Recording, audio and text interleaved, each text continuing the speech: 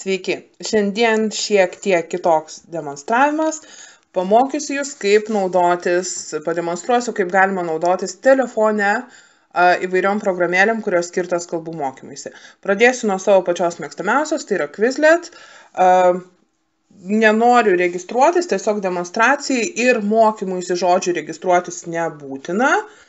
Keliaujam tiesiog į paieškos langelį, spaudžiam Search Quizlet ir tenai galite ieškoti kokios norite temos arba kokio norite mokytojo ir naudotis jų sukurtais žodžiais, žodžių deriniais.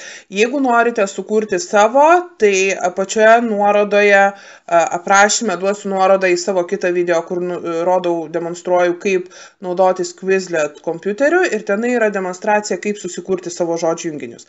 O dabar tiesiog pasinaudokime mano anksčiau sukurtais, tai į paiešką tiesiog vedame mokytoją Rolandą ir jūs iš tikrųjų galite naudotis visais mano sukurtais žodžių deriniais, jie yra iš tikrųjų skirti mano mokiniam, bet jeigu jums tinka mokytis tiesiog kažką tai drąsiai galite tai daryti.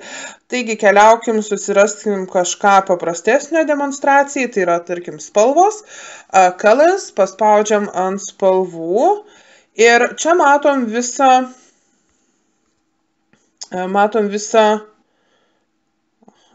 kai kurios spalvos paveikslėliai yra neaktyvus, na, bet tiek to.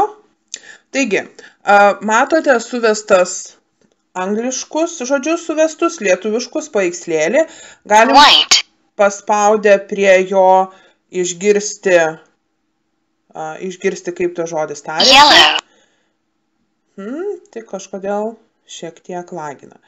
Taigi, dabar ką mes galime daryti? Jūs matot viršuje 4 kvadratėlius. Cards, kortelės, learn, mokytis, match, sujungti, suvesti ir test, testuoti.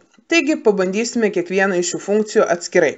Pradėkime nuo cards. Cards suteikia galimybę, tarsi naudojantis kortelę, mokytis tą grupę žodžių. Taigi, turim žodelį white, galime viršuje, jeigu mato 2 rodyklytės, pakeisti, kad mum duotų ne anglišką, tarkim, žodį, o pradėsim nuo lietuviško. Ir pabandysim iš naujo. Taigi, turim lietuvišką žodį su paveikslėliu. Jeigu nežinom, kaip jisai angliškai, tiesiog spustelim ir mums pasikeičia kita pusė kortelės ir mes galim paklausyti netgi paspaudę ant garsiakalbio, kaip to žodis tarės, ir ne? Keliaujam toliau, rožinė, tarkim neatsimenam, verčiam kitą pusę ir tai yra pink, ne?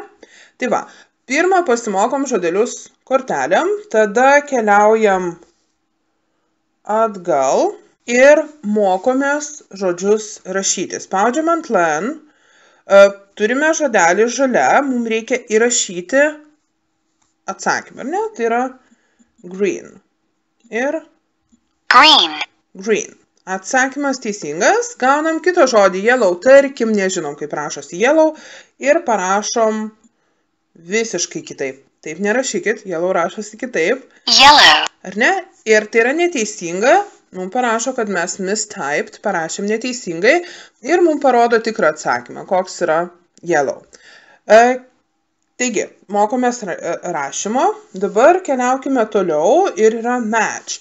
Tai yra žaidimas, spaudyti, kuri žodis ką reiškia, ar ne? Tarkim, mes turim apačioje piešinėlį, tarkim, rožinė yra pink ir mes spaudžiam raudona red, balta yra white, ruda yra brown, žalia green ir juoda black.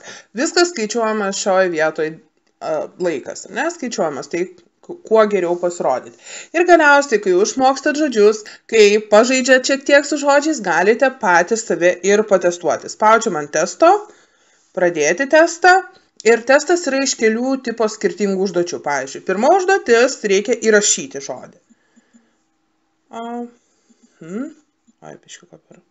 Green, pink ar ne, bet tarkim, kad mes jo neatsimenam, gerai?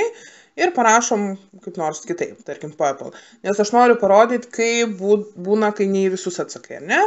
oranžinė, orange, ruda, brown.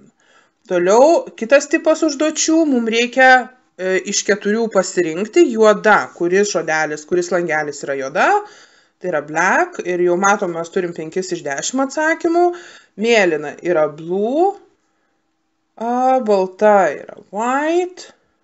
Dabar čia reikia būti šiek tiek atidesniems, nes mes turim violetinę ir paveiksliuką, ir ar tai yra purple. Ar violetinė yra tas pats, kas purple, ir apačioje turim 2 variantus, true arba false, tiesa arba netiesa. Tai kadangi violetinė yra purple, spaudžiam true, raudona ar tai yra green, ne, spaudžiam false, ar geltona yra yellow, taip.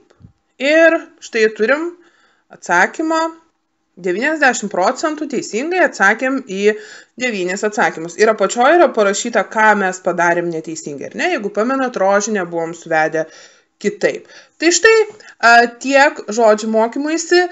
Kviečiu visus naudotis Quizlet tiek telefonuose, tiek kompiuteriuose. Tai iš tikrųjų puikiai programėlė ir puikus puslapis mokantis naujų žodžių. Tai tiek šiam video. Jeigu neprenumeruojate dar mano video, spauskite subscribe mygtuką. Jeigu prenumeruojate, spauskite like. Ir susitiksime kitose video. Sėkmės!